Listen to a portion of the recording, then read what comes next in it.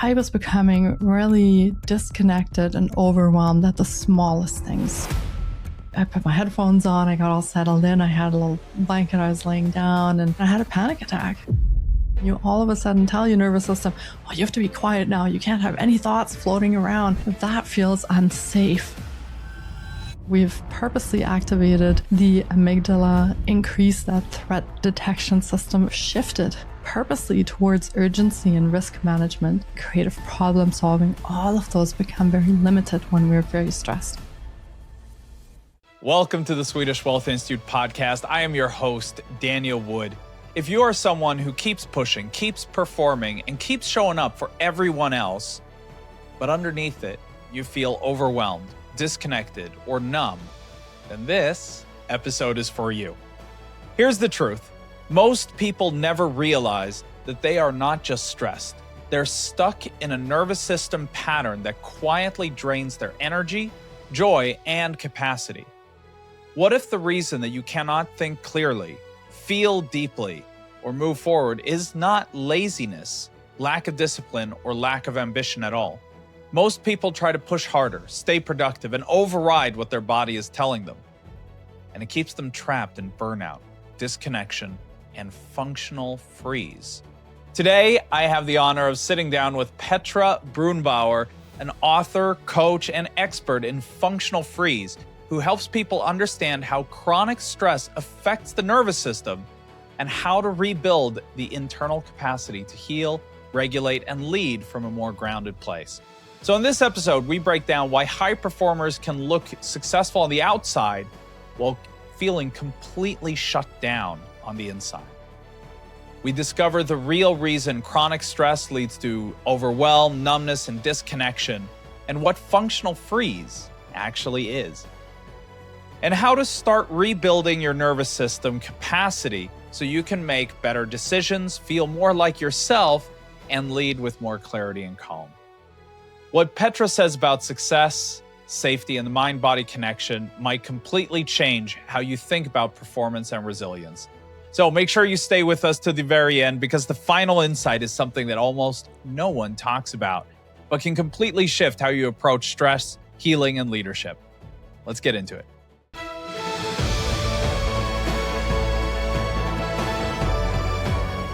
So let's start with one of the things you're specialized in is functional freeze. What does that mean? Yeah, absolutely. A functional freeze, I see it floating around on the internet now more and more. But actually, in my book, I define it as a very specific thing that Peter Levine mentioned in sort of one little sentence in one of his books. I came across it just literally one sentence. So what I have found in exploring this and what I found in my own experience and also working with my clients is that functional freeze is a very specific reaction to chronic stress. Yeah. So that means that when we are exposed to prolonged stress, which I feel like nowadays that's not a very difficult thing to do. We all have a lot of stress, and very often we don't get a pause in between the things that stress us and the stressors that we have in our environment, our work, our home life, really everywhere. And when that chronic stress continues, we kind of come into a mixed nervous system response to that stress. So you can kind of imagine our autonomic nervous system, which has the sympathetic branch and the parasympathetic branch, and those kind of should regulate our stress responses at any given time, revving up when there is real danger, supplying energy for that fight or flight reaction, and the parasympathetic bringing us back down after, bringing us back into a state where we can actually heal, we can replenish resources.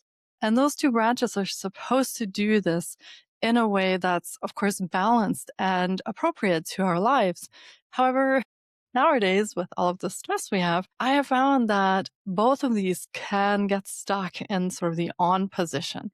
So you have not just an activation of the one branch of it, but an activation of both.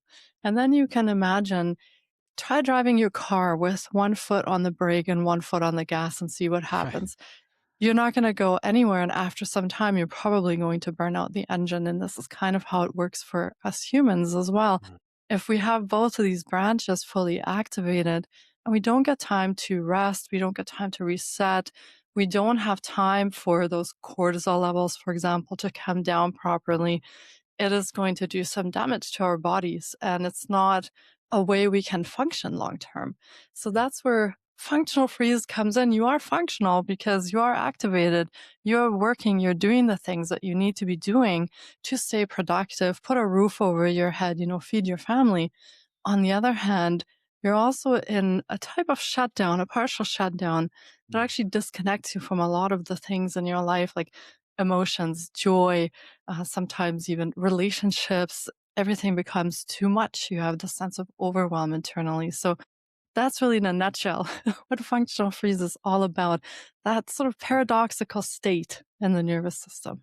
Right. So you'd prepared an exercise for us to do as well. Yeah. I am excited. So how about you walk us through that? Yeah, sure. You know, I always think, especially for professionals and entrepreneurs, it's kind of hard to imagine, well, how is functional freeze or chronic stress even affecting me? We talk about this and it sort of becomes our new baseline. We just accept the fact that we are stressed and we work from that, but Uh, we can actually see the difference. And so, what I love doing is a practice an exercise to try and make a decision when we are very stressed and then make that decision when we're regulated. And you will notice right away, this only takes a few minutes, how different that actually feels. So we can take viewers and listeners through this for just a few minutes. And we'll start with a vision. So you can bring to mind any vision that you're building towards. This can be a relationship goal, a financial goal, So a positive vision here any now. positive Yeah. vision that you are connected to. Maybe that's connected to your why, something bigger that you've committed to in your work, a project that you're excited about working on, anything that you want to create change in the world, contribute to, something that you're excited about. And it's been sort of a part of your Instantly goal. felt I got taller there. I'm like, Yeah, yes, here we go. there's that I'm vision, in my right? mission. All right. Yeah, so bring that to mind. And for those of you who maybe you haven't created, a 5, 10 year vision or anything like that, pick a project, pick something that lights you up, that you're excited about in your life right now. And through this, connect with your why a little bit. Connect with why that vision is important to you, why you want to do this. Is there a goal of, wanting to do good in the world or serve with a certain type of talent that you have where you want to create something global? And why are you investing your time, energy, and leadership into this vision or project? Why is this important to you? So just hold that for a moment, tune into that. And from that vision, bring to mind a real decision that you're currently facing. Something I want to say, don't pick something life altering because we only have a few minutes together, but bring up a decision that you are facing that's affecting you, that you've had in your mind for a while. You're chewing on it. You're wondering what direction you're going to go with that. Maybe a partnership, a higher strategic decision and investment you want to make, next move in a project, something that you're working with. Let that decision become really clear. What's being considered, some things that might feel unresolved in that decision still if you haven't made the decision yet. And then just hold your vision and that decision at the same time. Let's tune into those two things. Now we're going to intentionally put ourselves in a stress state. So keep your vision, keep your decision. And now imagine that this decision has to be made much sooner than you'd prefer. There are people waiting for you, there are expectations attached to your answer, but you have to make this decision now. So, what's at stake for you? What's the financial impact of you making that? Is your reputation at stake with this? What's the effect this will have on your team, your credibility, the direction and vision that you're building toward? What about your family and your loved ones if you have to make this decision right now? So think about the risks that are involved. Consider what would happen if something went wrong. What if you made the wrong decision right now because you're under so much pressure? You have to just give an answer. What's the responsibility attached to this? But you are the one that has to choose this. You cannot give this to anybody else. This is on you. So there's a lot of things riding on this. Feel this urgency and the potential consequences of having to do this right now. Stay there for a few moments and see how your body is doing. Are you feeling that stress in your body? Are you experiencing the weight of that decision? Are your palms getting sweaty? Are you breathing shallow? I instantly felt my shoulders pull forward, from this upside to like, well, I'm not liking this. Yeah, that's a lot of urgency for the body to carry. And a lot of people might even feel slightly nauseous or feel that Mm. pit in their stomach going, oh my God, I Yeah. can't decide this right now. I don't have enough information. How can you put Mm, this on me? So I'm gonna get really this wrong. Yeah. feel that stress. And I'm going to ask you 3 questions while you're feeling really activated in that stress.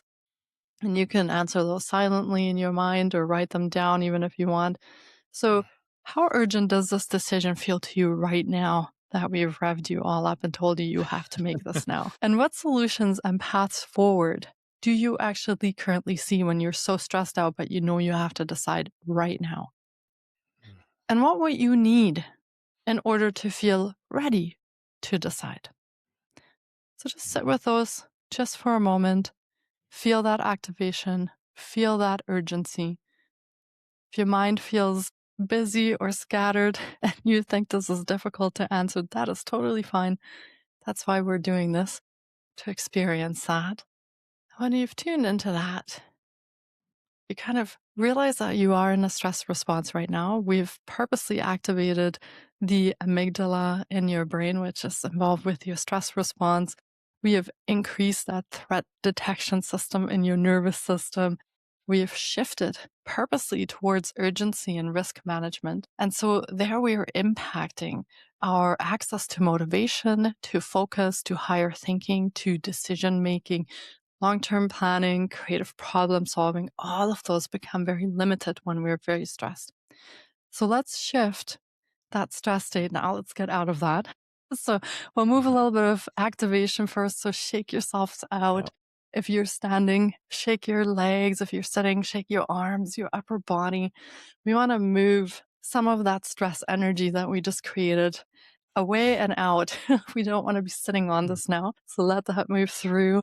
You can even do the ear massage again and start I'm liking that ear rubbing and pulling your massage. ears a little bit and just come along however that feels good.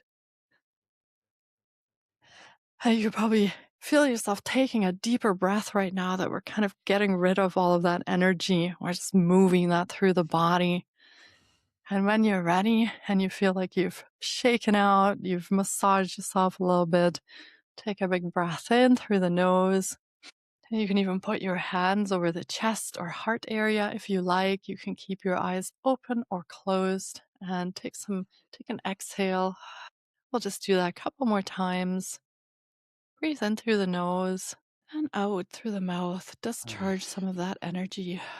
And again, if our exhale is a bit longer than our inhale, we're signaling to the nervous system that we are creating safety, that it's safe to come into that relaxation state. So your breath is something you have available all the time. It's always with you. So you can use that. And just come into your heart space. Keep breathing. Feel your body deactivating a little bit. You're in a safe space. And imagine breathing into your heart and out of your heart. And as you're breathing here, bring your vision to mind again. The same vision that you had before when we started.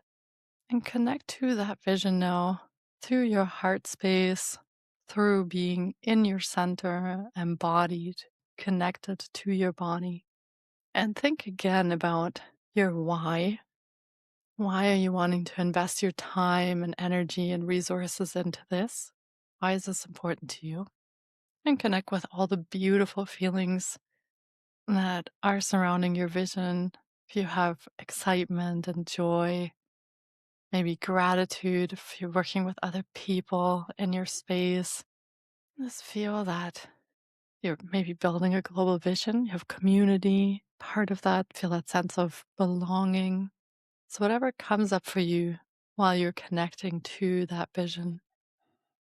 and feel that you are part of something bigger, that you are absolutely part of that infinite global love that we all share, that space. And if that puts a smile on your face, go ahead. Always does on mine when I think about that. Tune into how your family's part of this, your loved ones, how you're part of something bigger where you belong. And now in this space, we're going to come back to that decision that you brought to mind before. And from just being here, feeling that gratitude, that love, that sense of belonging, or that excitement about our vision, let's think about how urgent that decision feels now. And we'll also think about how many solutions and paths forward you see now, now that you're reconnected with yourself, you're reconnecting with your community, your resources, your loved ones. Where do you see the possibilities now? Then ask yourself, what would you need in order to feel ready to decide now that you're more balanced?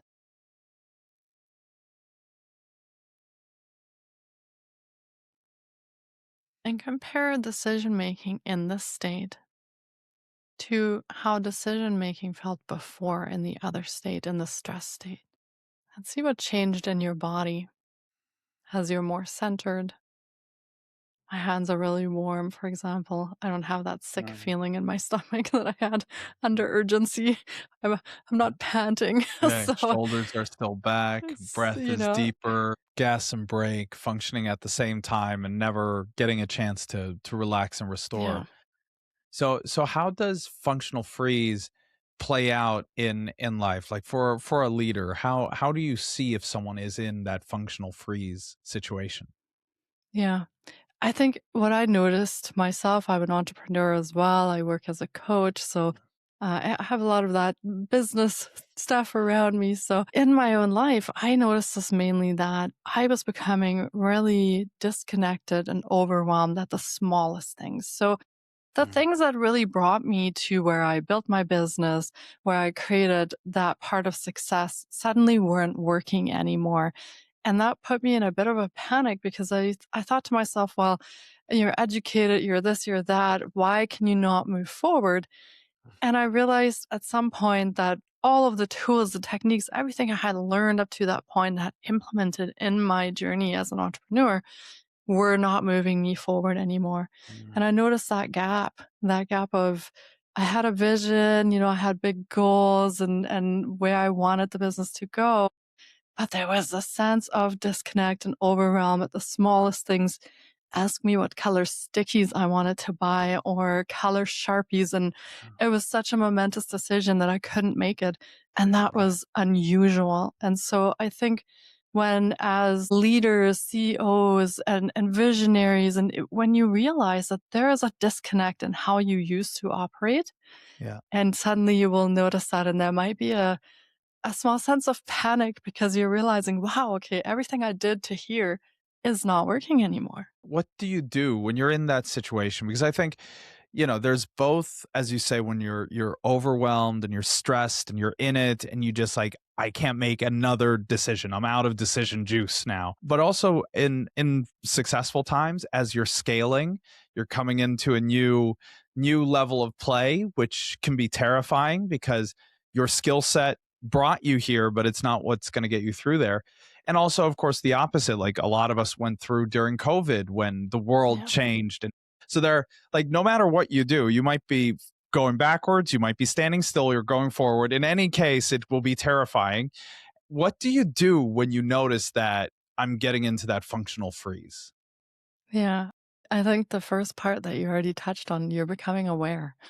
That's the Yeah. first piece of it, that if you're becoming aware that there's a gap or there's a disconnect, or you're not connecting to yourself anymore in the way that you used to, or you're simply not feeling any joy anymore. This is a big thing Mm, that happens is we have a huge success that we've been working towards for a long time. We get there and it's like, oh, I don't even feel anything. I'm supposed to feel mm, excited, but I don't even feel anything. right. Those Just are all feel the little numb. bits as you're becoming aware, right? Mm, That is the first thing. right. And I think from there, the reason that this often happens is because the things that are happening in our lives are actually outgrowing the capacity that we have in our nervous system. So Mm. a big part of moving forward and a big part of extending that awareness is to start working with the nervous system on building more capacity so that you can actually hold that new version of yourself, that Right. vision or the scaling that you want to do, that Right. your mind and body and your emotions and energetic systems, that they're all working in tandem within a capacity to support Mm. that and to hold that. That's where I find usually we just outgrow that capacity because a lot of Mm. things happen that challenge us and Yeah. it's kind of run out of resources at some point. So if we can take that step and start working with the nervous system on, again, increasing that capacity, and there's lots of ways to do that. In many ways, I see it in because when you say training the nervous system to increase the capacity, I instantly start thinking as an athlete, right? But Yeah. I in sports.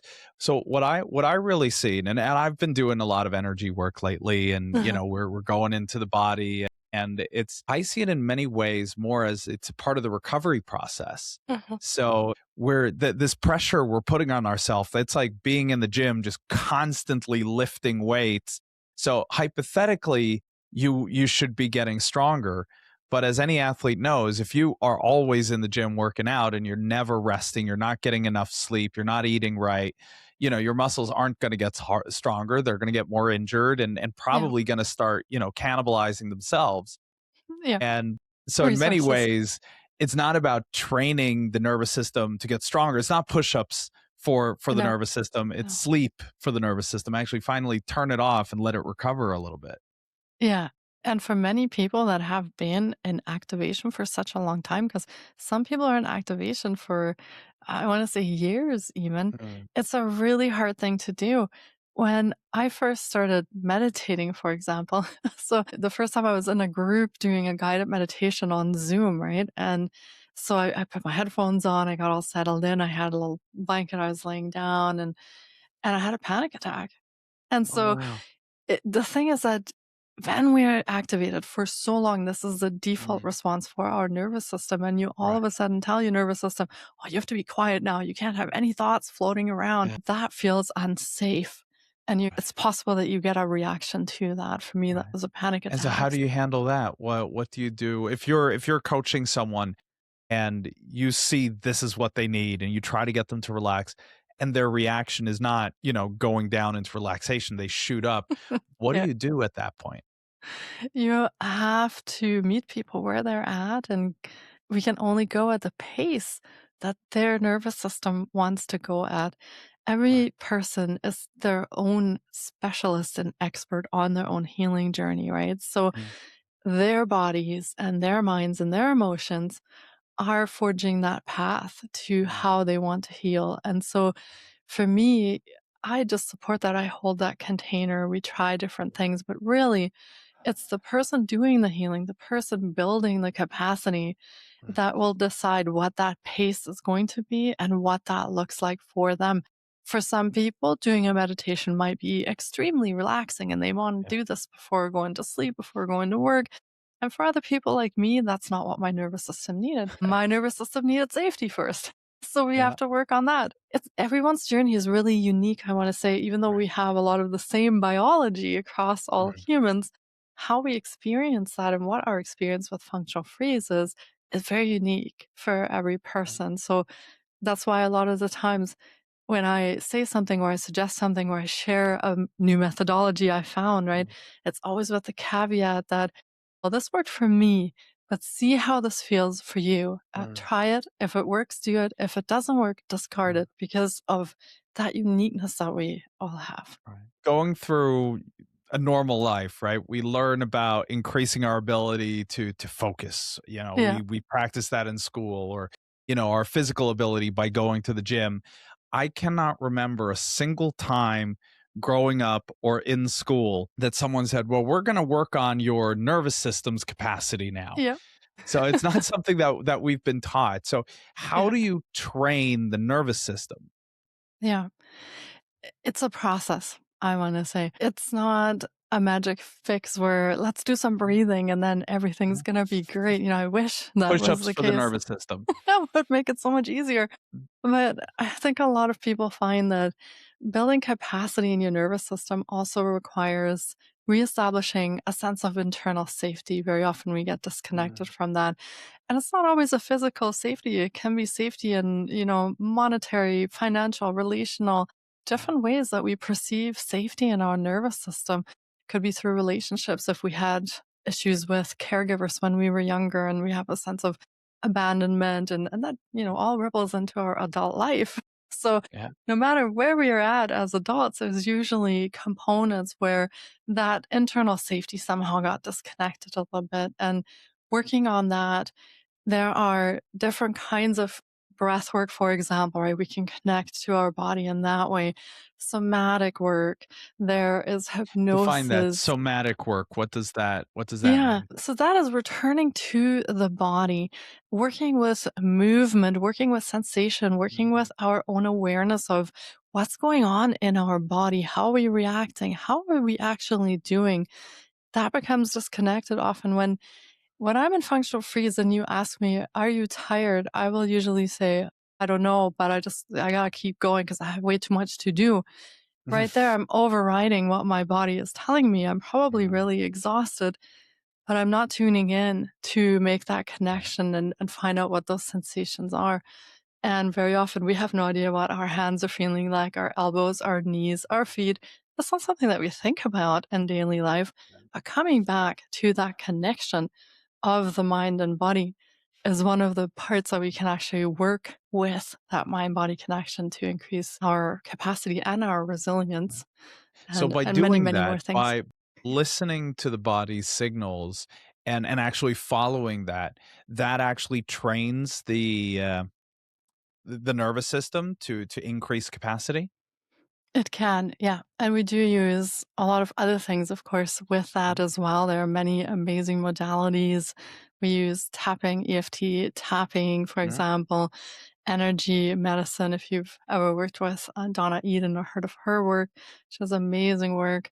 And like I said, hypnosis, NLP, these are ways that mm, we can also address subconscious blocks because right. I think if we only work with the conscious mind, we're missing out on 90% of Yeah. what's actually underneath there, what we can tap into to make changes as well. So a lot of different avenues. If we work with neuroplasticity, our brain can change. It can make new neural pathways. We can rewire our default stress responses in that sense so that we don't default to functional freeze when something Mm, happens, but create a different way of coping that's much healthier. So yeah, but for me, it's time that's also involved. Like it's not a quick thing. In many cases, it can be, resolving subconscious mm, blocks with hypnosis was incredibly effective mm, for me. And I see that in a lot of clients I work with. But there's still that part of the body mm, having that same feeling. And that takes time, as I said, to create that internal safety as well. So yeah. many different avenues for different people's needs. We're all different. One of the things I wanted to ask, because as a leader myself, I find myself most of my day I'm holding space for people in different situations, both in the company, obviously, for the team, for our partners, but also in my personal life, like with my kids, of course, but also with friends. They often come to me when they have an issue, and I'll hold space for them to allow them to feel. And as that type of a person, there are very few times when I'm not in that totally turned on, responsible for everyone else. So how would you handle that? Like how do you find places to turn off when you're always on? Yeah. Another really great question. And I feel for a lot of us who are really busy and like yourself, there's that question, where do I fit this in and how do I fit this? Yeah. So, where I usually start is with the things that you're already doing because trying to tell somebody, well, I need you to really change your routine, get up an hour early so that you can fit in all these things that you should be doing it doesn't Mhm. work, and it's not something that we stick to because it's just so outside what we Yeah. habitually do that generally we'll try this for a week or 2, and then it's we can't do it. We just go back to our Mm. routine. So when you start implementing things with the things that you're already doing, I feel that's where it becomes a lot more effective. So, for example, really short micro moments, and the nervous system doesn't need really an hour-long practice to feel a change. The Mhm. nervous system can work with micro moments. These can be very short to keep signaling to your nervous system that you're in safety and that we can build capacity. For example, when I brush my teeth, I will actually start standing on one leg and then the other leg, Mhm. and I'm balancing because I am tuning into my body, trying to figure Mhm. out where is my balance? How am I feeling? How's my body doing? Mhm. Really simple. When I sit in the car and I have to wait to go somewhere, I'm just driving, Mm. I do some breathing Mm. exercises. I can do different kinds of breathing. I can do a longer exhale to signal to my body that there's safety, I'm okay, I'm doing all right. So there are these moments in our days where we can add these things, acupressure, for example, and we can talk about this after as well. But if you do acupressure practices, you can do an ear massage that takes maybe 2 minutes. You can do Right. this in the shower, you can do this in the grocery store, you can do this in a meeting. People might look at you a little bit weird if you're kinda sitting there, but there are so many points in the ear that will help Mm. regulate the nervous system. There are sympathetic points, parasympathetic points, and nervous system reset Mm. points in here. How do you do a proper Yeah, 2-minute so ear massage? you just start at the top of the And we ear do have and a lot of just people watching this on YouTube, but we also have yeah. people listening on Spotify or Apple Podcasts. So you'll have to describe what you're Absolutely. doing. So just grab your ear by the top part here that's closest facing up to the top of your head. And you can Right. kind of feel that there's a bit of a ridge and there's Yeah. cartilage there. It's kind of soft. So you just start rubbing it, start rolling it, start giving it a little bit of pressure. Maybe make little circles with your thumb and index Right. finger. Work your way down the outside of it. Come down to your earlobe, and then you can come back up when you're done there, and there are I have my earplugs in, so I can't reach inside, but you can kind of put your thumb into your ear and face it upwards towards the top, and then you Right. can work your way along that inner ridge as Right. well. All along there are different points, so no matter where you go on the ear, Right. you're going to touch a point, so it's not so Right. important where, but how that feels for you. And also the cartilage in our ears very often can get, I wanna say, a little bit stiff and Right. strained, so you can also pull the ear out. This is actually one of the things that I don't even know who told me that, but you can pull your ears out to Oh, release like proper Dumbo that style. tension in the cartilage, exactly. And, the first time I did that, I was feeling a little bit silly, and I'm like, "What am I even doing?" But I felt so good. I was getting all these tingles along my back, and I was like, "Oh, wow, this is amazing." And so Yeah. now you'll see me just kinda sitting there, rubbing along my ear, rubbing the earlobe, and then pulling a little bit to kinda release all that tension in there, and it feels really good, and there's Yeah. many parts on the body, like our ears, where we can do Right. that That's on the funny. Yeah. I mean, fingers, my ears toes. just got burning hot as Yeah. I did that now. So I'm guessing that means they need another once over. Activating. So many access points that we have for these micro changes that we can signal to the nervous system throughout the day. And it doesn't have to be in a 1 hour practice where we sit somewhere in meditation. It can be, if you have the time, fantastic. Do Right. it for your own self care, right? But if you're really busy and you just have these moments, do it where you can. And the other part, is Yeah, finding I things like that, that. I just added that to my daily to-do list now. I'm gonna do an ear massage every day. That yeah, was awesome. you can do the same with your hand, right? You can massage in between your Right. fingers and in between your toes. Like, people never massage their toes and they get so stiff and sore. Mhm. And again, the bottom of the feet has, if you look at traditional Chinese medicine or acupuncture, acupressure, there's a sense that the whole body is represented in the Yeah. bottom of the foot, that the whole body is represented in the ears, for example. So, different ways to access these changes. And that doesn't have to be very long. And find things that fill you up for the activities that you do. So, that you will notice as you become more aware that there are certain things during your day that really drain you.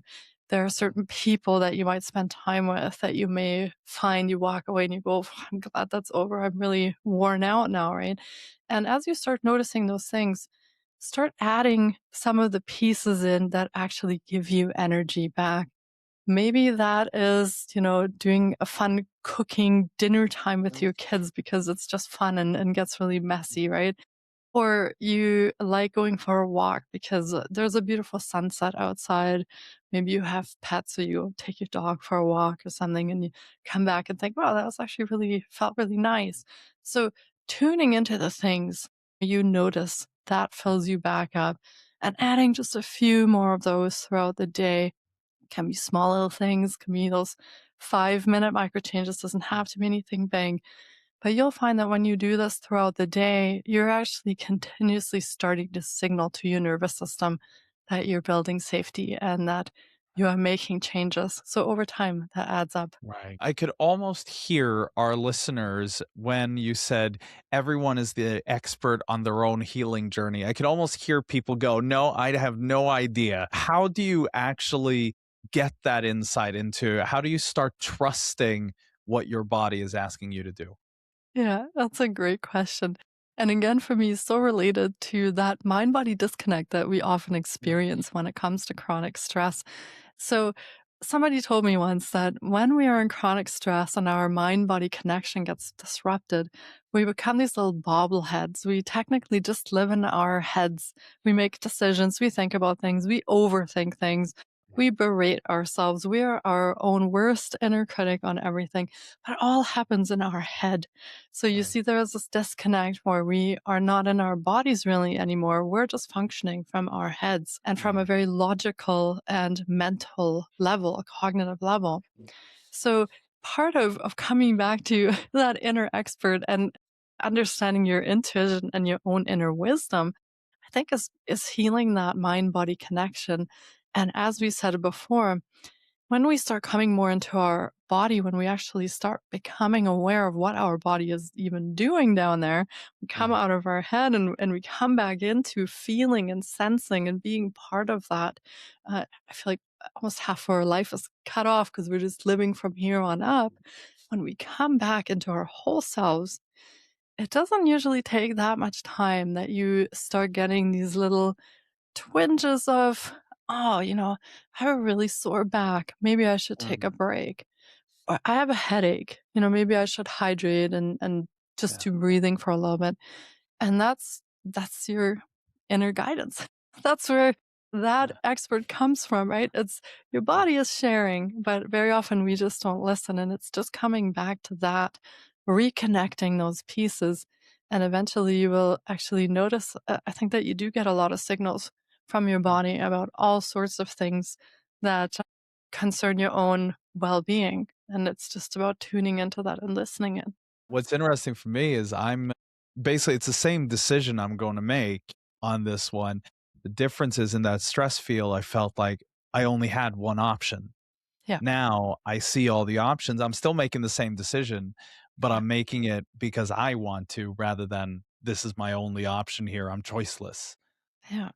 Exactly. So we move from this reactive state of feeling that things are happening to us and we're constantly in this sense of urgency to a very different embodied Mm. state. And usually, when I'm in this more embodied and centered state, I also see a lot of different creative options on how we could solve things. I think of, oh, I could call this person, I connect with this person, or maybe this person has an Mm. idea. So, as you said, I might still make the same decision, but I feel very different Yeah. about how I now make that decision and the kind of resources that are available to me around the decision making. So, probably viewers and listeners can tell that even just in the short time, maybe the 10 minutes that we spent on this, you can tell that physiologically, cognitively, emotionally, you're in a very different space when you are stressed.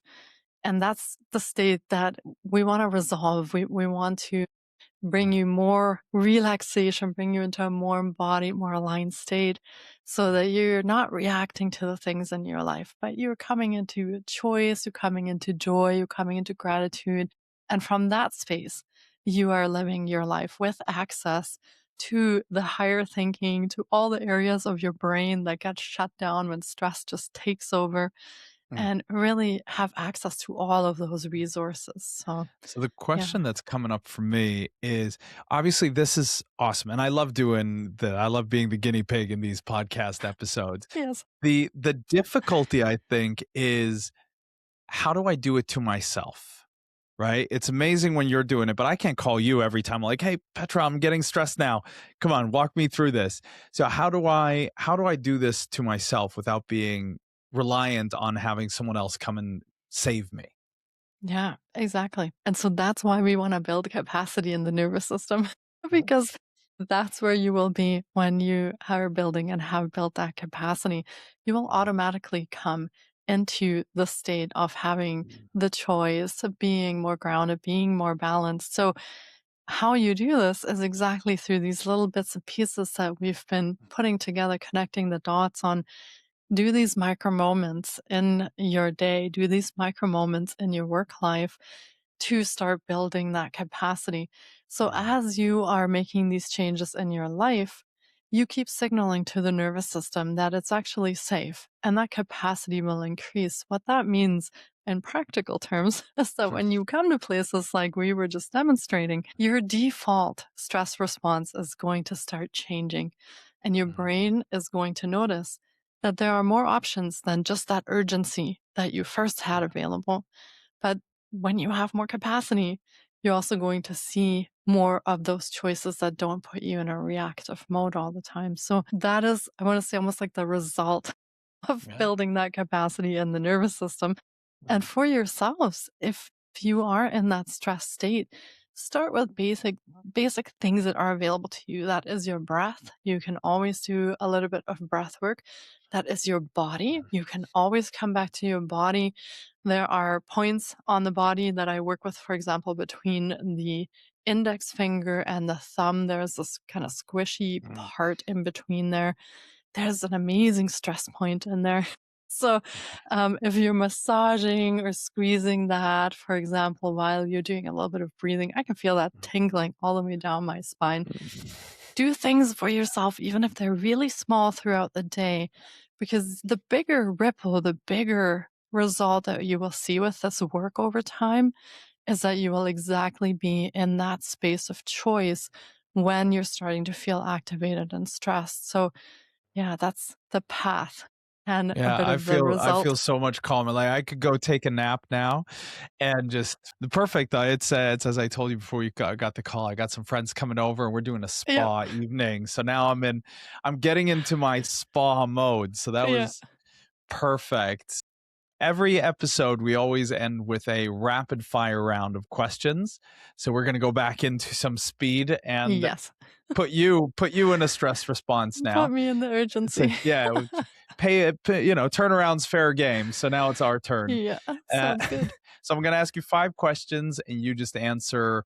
What is the first thing that comes to mind? Mhm. All right, you ready? I'm ready. All right, yeah, I see you're centered. You're ready. All right, Coming here we into go. alignment. Exactly. All right, what is one sign of functional freeze?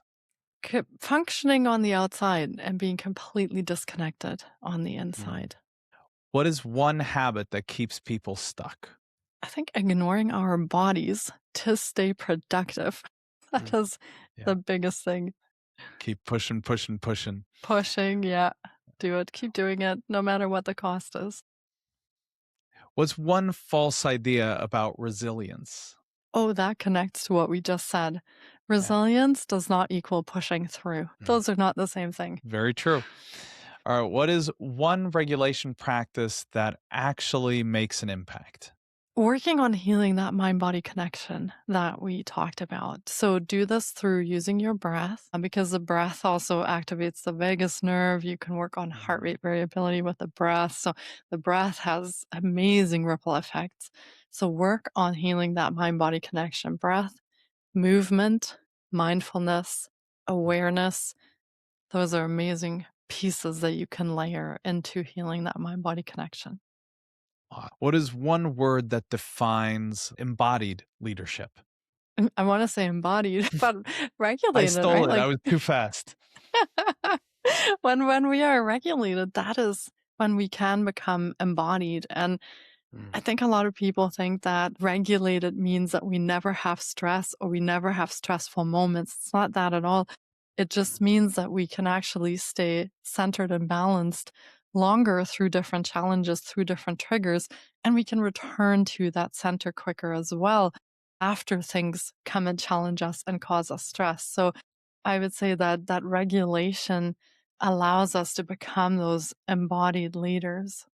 So, as you know, we love taking care of our clients, and you have so many resources that can support people on this. Do you have anything that, our listeners here can keep connecting with you and keep learning and keep growing? Yeah, absolutely. And we actually created something that's not available on our website. So it's only available when you listen to an amazing podcast like yours. So we created it just for this reason. And so when I wrote the book, I wrote it with the sense that I wanted it to be a roadmap for people to really do the steps that we discussed in this podcast, become aware, And we'll link to the start. book as well in the show Yeah, notes guide so you can find sure. Petra's book. And then take those steps to come to the exercises so that you can come out of functional freeze. But a lot of people don't have time to read the book, and so we created a shortened audio journey that takes you through all the chapters of the book, but I narrate it and it's condensed. So you don't have to spend time reading the book, although you might want to, but we are sharing that audio experience as an 8-part series and is free Nice. for anyone who wants to experience it. It's called the Surviving in Silence series because very often that's exactly what we do when we're in functional freeze. We survive in silence, have that smile on the outside that we're functioning, and on the inside, things are looking so Mm. differently. So, if this has resonated with you today, if you're feeling some of the pieces that we talked about, you're thinking, wow, this is me or this hasn't been me, go and check out the audio series and get some more information on that and some more insight on how to work with that. Oh, amazing. Thank you so much. We'll link to that in the show notes. Petra, thank you so much for joining us. Do you have any final words of wisdom you want us to take with us leaving this show? Really work at your own pace. That is the biggest piece. And don't look at your own healing journey as something that has to look a certain way or has to happen by a certain time or in a certain way. Really come back to, as I said, your own inner guidance. Follow that and build that trust with it because you will know what that journey needs to look like for you from that. And that was one of the biggest pieces in my healing journey. People telling me, "Oh, you have to do this. You have to be up at 4. You have to have a 2-hour morning routine." Yeah. And just that thought alone stopped me from doing anything because it was Mhm. so overwhelming. So do what works for you and make that healing journey yours, and it'll work. And we've seen it work. I've experienced it working, so it will work. Petra, thank you so much for joining us today. I really appreciate you taking the time to spend here with us. Absolutely. Thank you for this opportunity to share more about functional freeze and spend some time with you. It's been so much fun and so much gratitude for this invitation. Thank you. Right back at you. And guys, if you like these things, go check out the links there in the show notes.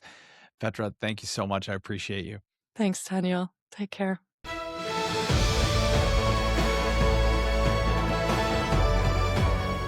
Thank you so much for joining us for this interview with Petra. It's time for my favorite part of the show, which is where me and the Swedish Wealth Institute team break down the episode into clear, actionable insights that you can use in your life. Because here at the Swedish Wealth Institute, we're always looking for the answer to what is the difference that makes the difference. So here are 4 takeaways you can take from this episode. Number 1, pushing through is not the same as resilience. So one of the biggest traps for high performers is thinking that more pressure, more force, more output will solve everything. But as Petra shared, when stress becomes chronic, pushing harder can actually deepen the disconnect between your mind and your body and keep you stuck in functional freeze. 2, you can look successful on the outside while shutting down on the inside. Functional freeze is such a dangerous state because you can still be working, leading, producing, and showing up for everyone else, while internally you feel numb, overwhelmed, disconnected, and exhausted. Just because you are functioning doesn't mean you are truly okay. Number 3, better decisions come from regulation, not urgency. One of the most powerful parts for me in this episode was seeing how differently we think under stress versus when we're in a calm, centered, regulated state. When you are activated, everything feels narrow, urgent, heavy. When you are grounded, you see more options, more creativity, and more choice, even if the final decision ends up being the same. Number 4, nervous system healing does not start with massive routine. It starts with micro moments. This episode was a great reminder for me about how healing and regulation do not have to begin with some, perfect 2-hour morning routine or a 3-hour meditation. It can begin with one simple breath, one pause, the ear massage technique, just a moment of awareness, or simply listening when your body is asking for rest. These small signals for safety, repeated consistently, can create profound change over time. So I hope you take these lessons and implement them into your life. And of course, before you go, we've put together something special for you. I want to give you a ticket to our Financial Freedom Summit, which is designed to help you grow your wealth, sharpen your strategy, and learn directly from the biggest names in personal development, entrepreneurship, and investing in the world. We have one summit that is in the North American time zone and another one that aims for Europe and Africa. Both summits feature, among others, Robert Kiyosaki, Les Brown, Nick Vujicic, Marcy Shimoff, Brian Tracy, Janet Atwood, Jack Canfield, and many more. It's an incredible opportunity, and you can claim your tickets right now by going to the show notes. Now, if you got value from this episode, I hope you want to share it with someone else who you think might need this. Of course, I hope you've done like thousands of other people all over the world and followed and subscribed so you don't miss what's coming next. And I'll tell you what that is in a moment. And of course, if you want to support the podcast, we'd love it if you would give us a 5-star review on whatever platform you're following this on, because it has a huge impact on how we can reach new, amazing people and introduce them to this amazing community as well. Next week, we have an incredible episode with Aldwin Altooni, where we dive into PR and powerful strategies that we now use in the Swedish Wealth Institute, and why getting seen in the right way can change the trajectory of your business. I'm Daniel Wood. This is the Swedish Wealth Institute podcast. Thank you for joining us. I've had depression myself. I've had 4 friends take their own lives by the age of 45. And I truly believe the media that we put out there has a lot to do with that. And did you know that 1/3 of people die by 65 and 90% of people die with? So at the heart of what we do is we help to encourage people, inspire people to listen out for the things that upset you and anger you, because I believe they're particularly now when only 2% of your followers are seeing your content, and it is about building engagement. I had about 1,500 followers at one point, and I remember my whole account got shut down for no reason. And I got so frustrated with